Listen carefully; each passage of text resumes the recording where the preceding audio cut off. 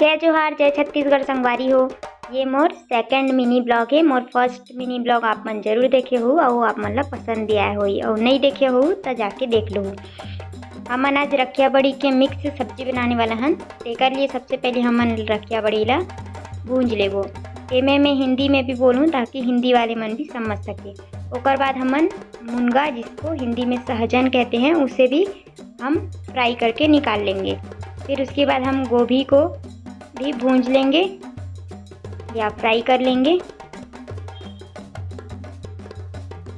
Fry करने के बाद इसे भी हम अलग से निकाल के रख देंगे।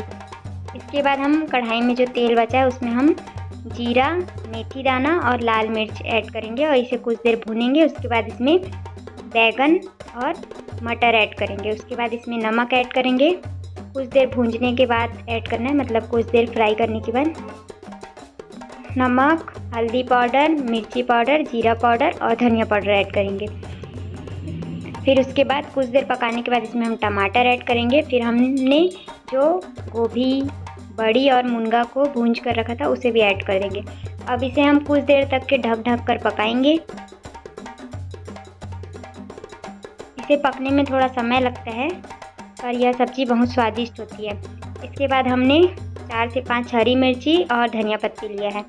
इसे हम कूट कर डालेंगे। इसे आप पीस के भी डाल सकते हैं। कुछ देर और भूनेंगे। फिर इसमें हम 1 से 1.5 गिलास पानी ऐड करेंगे और इसे हम पकने के लिए छोड़ देंगे। जब तक रस पूरी तरह सूख न जाए तब तक इसे हम पकाएंगे। छत्तीसगढ़ में रखिया बड़ी की मिक्स सब्जी बहुत फेमस है। आपको यह रेसिपी कैसे लगी कमेंट करके ज़रूर बताइएगा। Thank you for watching.